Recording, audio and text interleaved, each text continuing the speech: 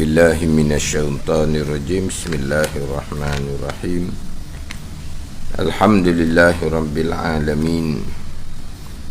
Wassalatu wassalamu ala sayyidil mursalin wa ala alihi wa sahbihi ajma'in.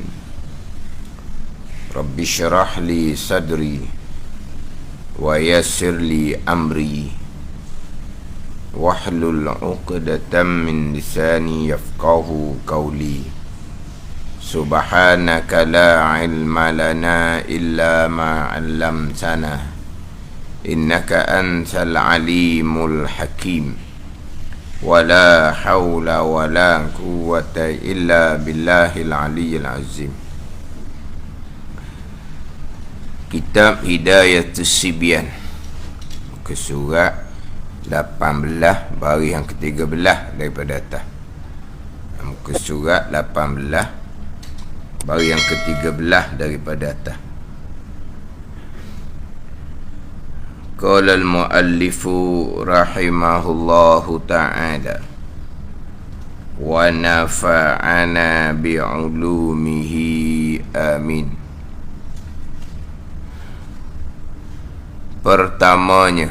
Pertama daripada 4 syarat rakaat.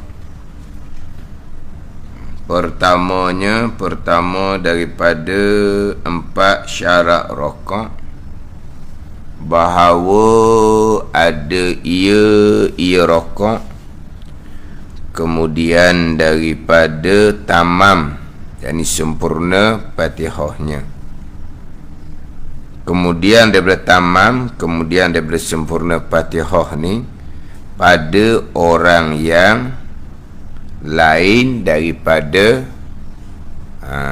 masbuk. Pada orang yang lain daripada masbuk, iaitu makmum muafiq,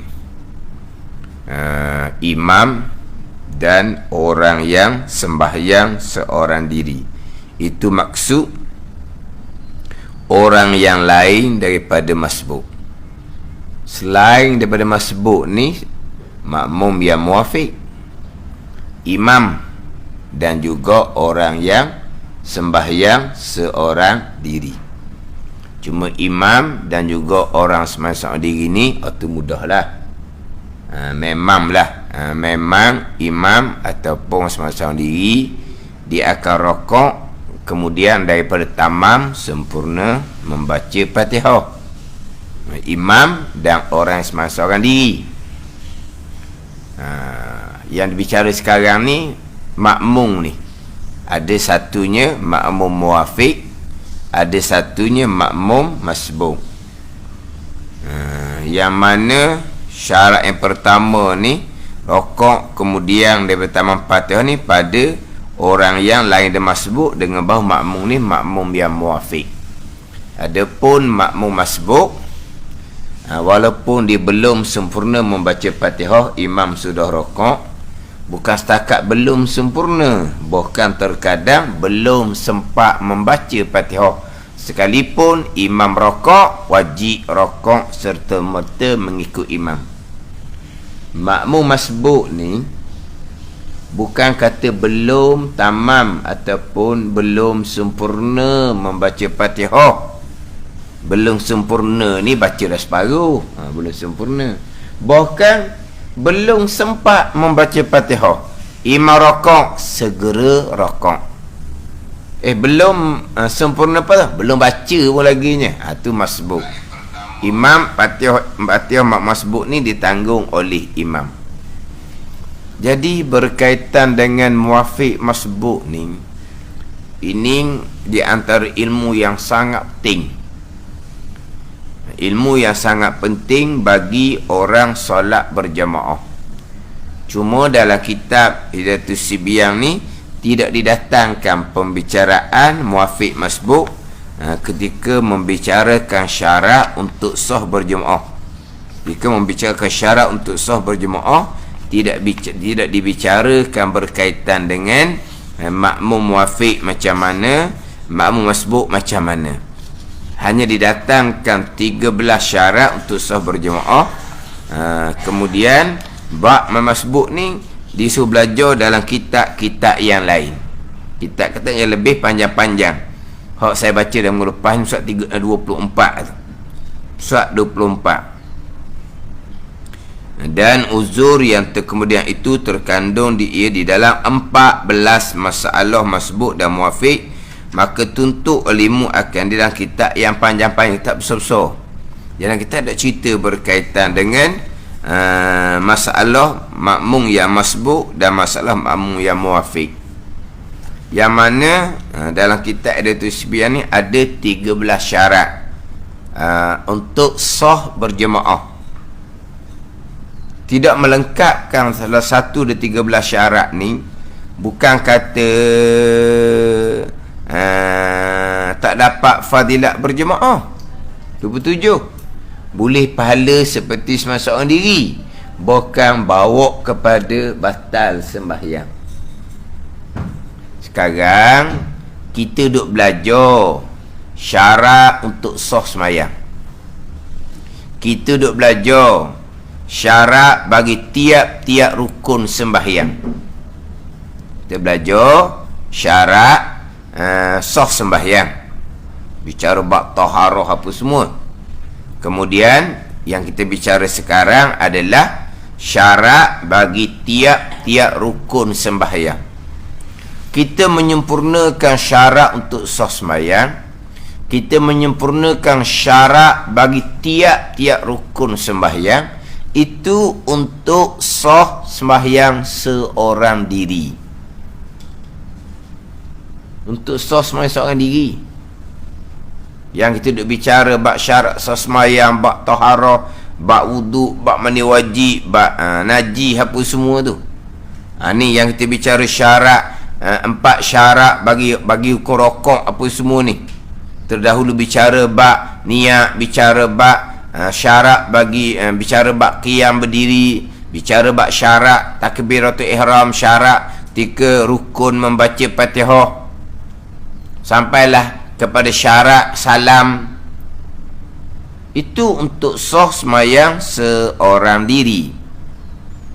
Kita pun nak dapat fadilah 27. Kita pun solat berjamaah, dia kena belajar pula syarat untuk sah makmum qudwah mengikut akan imam. Hak syarat sah sembahyang, syarat bagi tiap rukun tu, hak tu hak lain hak tu. Itu hak sembahyang seorang diri.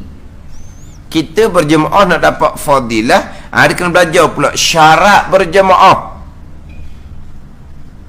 Wajib, sebagaimana wajib melengkapkan syarat sah sembahyang, wajib melengkapkan syarat bagi tiap-tiap rukun. Kalau tidak sah sembahyang. Begitu juga apabila kita solat berjemaah, kita wajib melengkapkan syarat untuk sah berjemaah. Kalau tidak, bukan batal berjemaah, tak ada fadilat 27, batal sembahyang. Ada ni. Jangan jadi orang apa?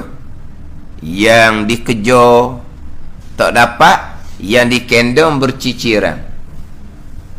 Apa maksud di sini? Yang dikejar fadilat 27. Yang dikejar tak dapat sebab tidak melengkapkan syarat untuk sah berjemaah. Yang dikendong berciciran. Mana? Kita semayang syarat semayang comel, syarat bagi tiap rukun comel. Kita kendong dah ni. Kita kendong ni. Berciciran, batal semayang. Faham tak tu? Yang dikejar, apa yang kita kejar? Fadilat 27. Tak dapat sebab tidak melengkapkan syarat untuk sah berjemaah. Bukan tak dapat yang dikejar, yang dikendong ni semayang kita sah comel dah ni. Fatihah baca comel, tasyahud baca comel, semayang sah molek dah ni. Dah syarat semayang sempurna, syarat bagi tiap rukun sempurna, sah dah semayang kita kendong ni. Berciciran, jadi batal semayang. Patutnya jangan kejar lah fadilat 27, kejar tapi dengan ilmu. Mana? Jangan pula kalau gitu pakak kendong sudah Hok semaya seorang diri. Lepas tu hok kenda tu lah bila-bila. Orang lain pada dapat fadilat. Jadi kerja. Dan kita pakai kenda untuk senyap je. Tapi ada dok kenda tu. Hok kerja. Dapat fadilat. Hok kendong ni dengan ilmu. Hok kerja pun nak dapat dengan ilmu. Kalau hok kendong ni untuk sos semayang pun tak belajar, hok kendong pun tak ada. Sekarang hok kendong dia dah ni. Dengan ilmu hok kendong ada ni. Lepas tu hok nak kerja fadilat berjemaah tu pula. Nak kerja dengan ilmu lah juga. Tapi kalau orang biasa belajar bab syarat untuk sos semayang, belajar syarat bagi tiap-tiap rukun, macam ada kata sebiar ni, insya-Allah pasti akan belajar syarat berjemaah. Pasti akan belajar dalam kitab fiqh ada lah. Dalam kitab fiqh ada lah. Maknanya hak syarat 13 syarat yang kita ada tu sebenarnya ada 13 syarat untuk sah berjemaah. Tidak melengkapkan syarat untuk sah berjemaah ni. Kalau setakat yang dikendong tak dapat, yang dikejar tak dapat, yang dikendong ni tidak berciciran, kita kata seri baru dah. Balik modal dah mari. Kejar tak boleh. Hak ni kemas. Apalah. Kejar tak boleh. Hak ni kemas Tapi rugi sangatlah. Tapi masa sekarang ni dok ni tidak melekatkan syarat untuk sah berjemaah. Bukan tak dapat fardhu 7 boleh pahala semai seorang diri. Hak asal hak kita ada ni dah boleh batal hak pahala, boleh batal semayang tu sendiri. Ada 13 syarat. Ada 13 syarat ni ada bicara muafiq masbuk. Maknanya untuk kita semayang berjemaah ni bukan hanya ilmu muafiq masbuk. Ilmu bicara bab masbuk. Tapi ilmu bicara bab muafiq masbuk ni popular, masyhur. Muafiq masbuk popular, masyhur. Kalau kita saya tak popular pun, orang ceritalah. Ni saya sebut semua ni. Kalau sekolah muafiq masbuk ni jam 5 je. Jam 5 je. Bukan tingkatan 5 pun. Jam 5. Muafiq masbuk ni jam 5. Bukan tingkatan 5. Dalam buku sekolah rendah ada. Kalau kita dok popular masbuk kau pelik lah. Kemudian kalulah biasa dengar muafiq masbuk popular sebutan dia. Apa dia muafiq? Makna muafiq macam mana? Makna masbuk macam mana? Takrif dia. Makna muafiq wajib buat macam mana? Makna masbuk wajib buat macam mana?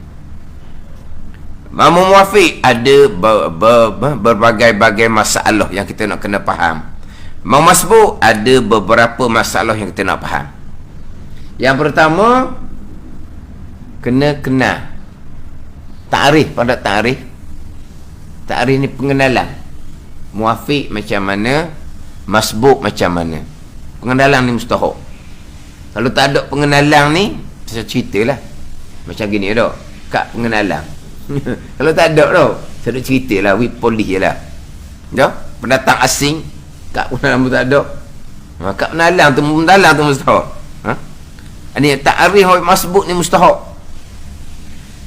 Tapi masa jumpa dah di takrif ni pun hilang punca dah. Tak kenal takrif, pengenalan, apa dia ni? Definisi. Dah. Definisi lah. Ke mana? Definisi muafiq masbuk tu situ tu tak jumpa punca dah. Macam nak pergi pada hukum. Muafiq wajib buat macam mana, masbuk wajib buat macam mana. Tiba-tiba muafiq hak wajib buat dia tak buat, hak masbuk wajib buat dia tak buat, batal sembahyang. Kemudian muafiq ni ada beberapa masalah yang kena tahu.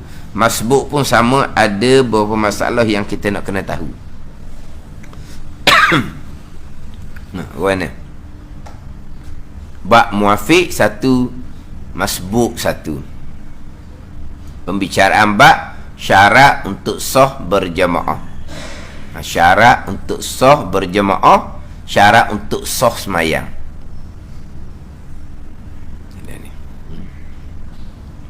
Tapi bukan hanya muafiq masbuk saja, 13 syarat.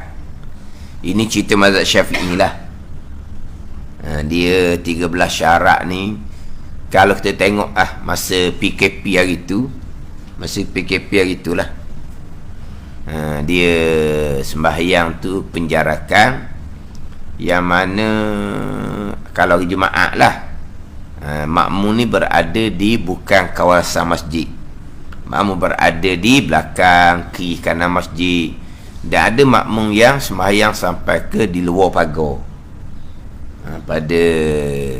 Pada masa PKP tu, di situ nyatalah pembicaraan di antara 13 syarat ni bukan kata individu sahaja yang tak tahu, bahkan kalau kita kata kau satu masjid pun tak tahu. Dah dibiarkan berjemaah di luar tu dalam keadaan tidak sah semayang. Ini cerita mazhab Syafi'i. Tapi yang berlaku masa PKP tu semayang luar pagar apa semua, mazhab Malikiyah Hanafi sah semata. Ini cerita mazhab Syafi'i. Dia orang buat tu biar ke dia lah. Tapi nak ceritanya bukan individu.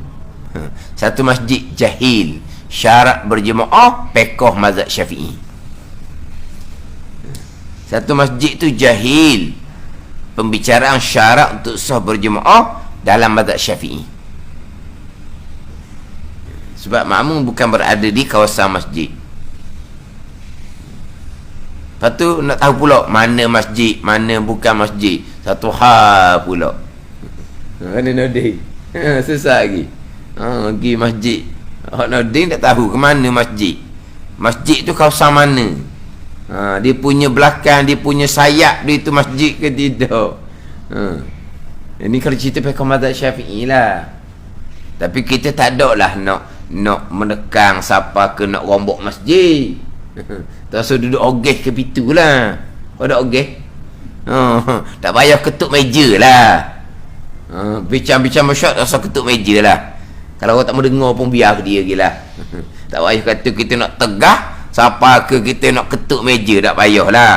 Kalau kita boleh bagi pandangan, kita bagilah pandangan. Tapi ini benda khilafiyah. Mana kita tak nak bertegang urat. Bertegang urat pun gitu. Bertegang urat ni tak apalah. Kita cerita secara hikmah. Kalau orang tak mau turut, biar je lah. Gitu je lah. Kalau benda yang ijma' ulama', tu kita kena tegah lah. Waktu bertegang urat pun tak apa, tepuk meja pun tak apa, kalau bab hak ijma' ulama'.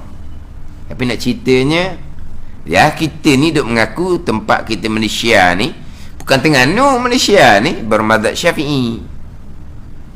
Tapi pada masa PKP tu nyata bukan individu tetapi satu masjid, dengan imamnya, dengan bilalnya, dengan pengurusi masjid, dengan ahli kuasa masjidnya, jahil berkaitan dengan 13 syarat untuk sah berjemaah. Dan kita ada sebiang.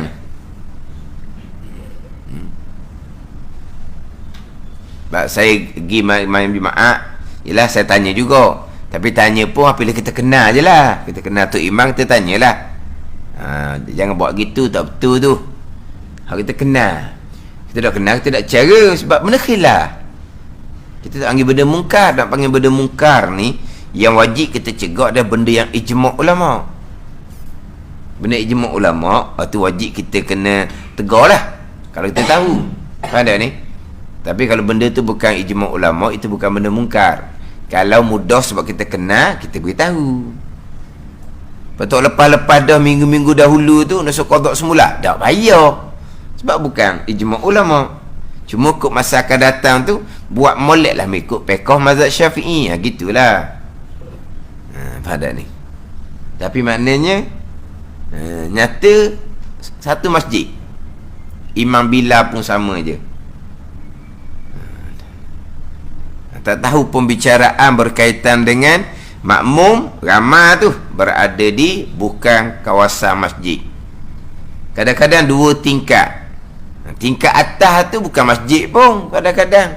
Hanya ruang pejabat, ruang dewan seberguna. Ada masjid yang seumpama tu. Masjid besar, dia ada 2 tingkat. Di atas tu bukan masjid. Memang dibuat untuk pejabat, untuk bilik mesyuarat dan untuk ada dewan seberguna. Luar atas tu. Dan atas dengan ruang solat di bawah di hadapan tu memang mereka nampak sebab ada cermin. Jadi bila ruang solat masjid dah penuh lah sebab dia buat penjarakan.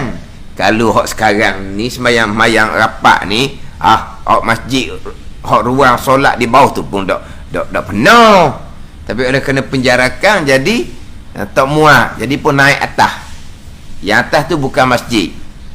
Jadi bawah masjid, atas bukan masjid. Kita pekoh bermazhab Syafi'i, tangga duduk sebelah mana, itu perkiraan.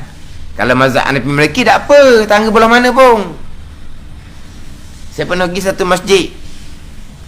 Saya biasa tak tanya lah.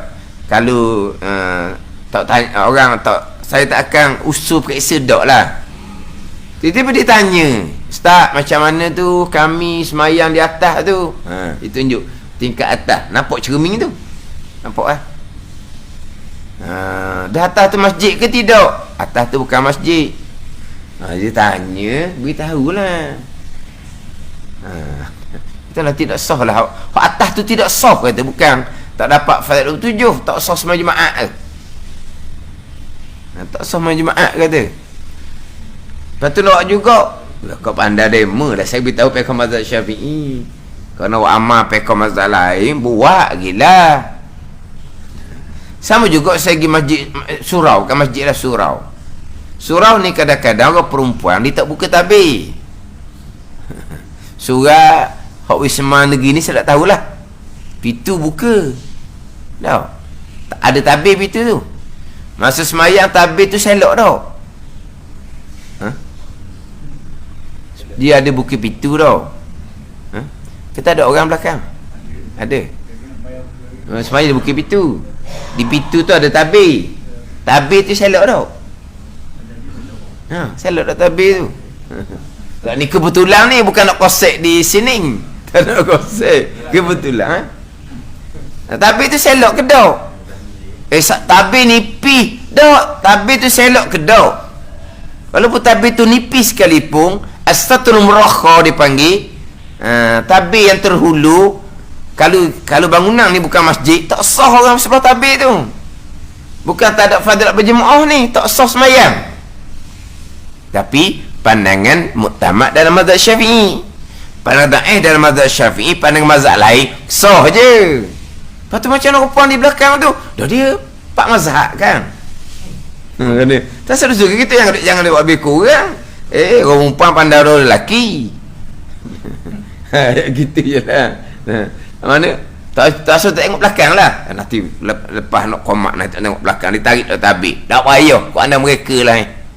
Kau anda mereka nak selok tabik, mereka selok. Mereka tak mau selok tabik, kau pandai lah. Tak sodok tengok tadi. Tak sodok bertegang orang. Tak sodok tepuk meja nak ogeh pintu, dah ayah lah. Jangan orang perempuan ni tak pernah kalau.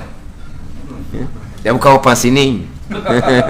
Sini dia tak pernah kalau. Betul kata orang perempuan tak pernah, tak salah tau. Kalau pun tak ambuh, tak salah. Kita tak apalah. Tak ada orang lain pun perempuan tu. Mak ayah mak kita juga, isteri kita, adik-beradik kita juga. Gitu je lah. Kalau isteri orang sugar apa? Kalau dia main gazet orang sugar tak first. Mana? Kalau dia gazet dah memang sugar. Dah sana surah lah wajib kena buka tabir. Kalau masjid buka. Kalau ni masjid ni surau kan. Kalau ni masjid, pintu tak buka pun tak apa. Kunci tak apa pintu tu. Kunci tak apa pintu tu. Bukan kunci, ambil tu. Besi mana? Tu nak gatal. Allah, gatal no. Gatal pun tak apa. Gatal tu. Lepas tu ambil mangga besar. Kunci mangga. Kunci tu hilang Oh tak apanya kalau masjid. Kan ini bukan masjid. Dia tak boleh ada tabir, dia kena buka. Tabir nipis tidak memada. Tabir nipis tak memada. Ni hak pandangan Muhammad Ahmad Syafi'i lah. Tapi saya pergi surah mana-mana pun kata saya tak kosek lah. Ya, mana dia lah. Bukan nak pakai mazhab lain ni. Pandangan kata dan mazhab Syafi'i sendiri pun ada pandangan katakan sah. Gitu je lah. Tapi nak comelnya tabir tu selok lah. Biar muat seorang. Pada biar ada seorang depan tu. Jadi seorang tu macam seolahnya seolah lah bukan. Sungguh ni seolah imam bagi makmum yang lain. Duduk tengah tabir yang diselok. Pintu dibuka tu yang mana makmum pun yang lain jangan duduk mendahului dia. Jadi kalau duduk kat tabir tu janganlah tua sangat. Lambat dia bergerak orang lain pula susah pula jadinya. Ni cerita bab kesempurnaan belaka ni. Dia bukan sampai ke batas main tu dah kesempurnaan.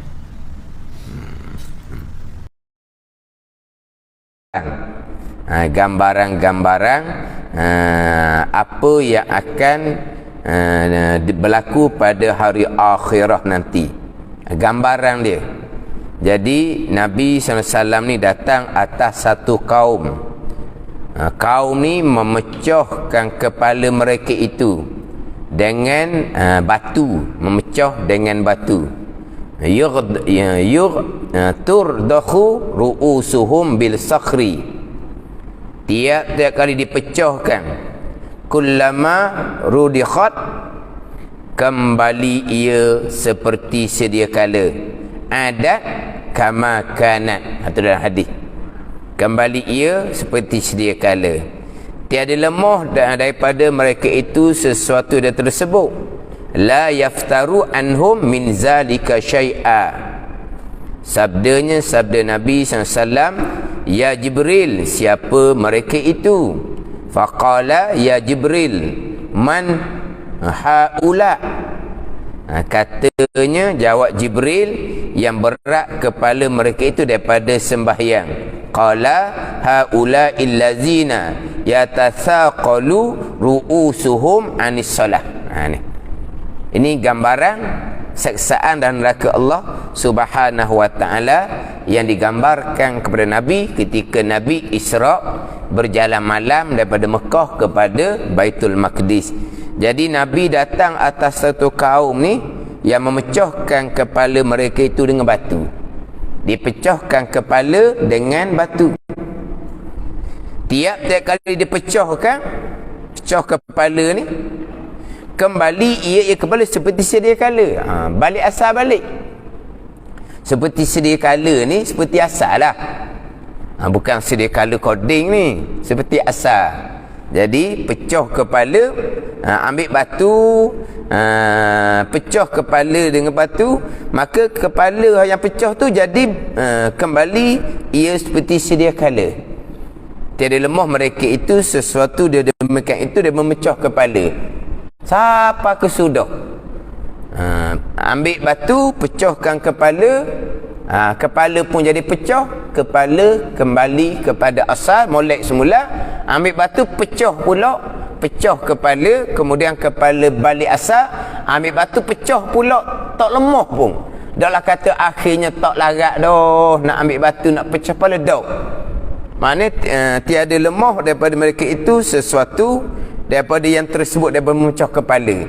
Bukan kata pecah sekali dua kali tak larat dah nak pecah kepala. Ada. Maknanya dia tak lemah pun daripada memecahkan kepala.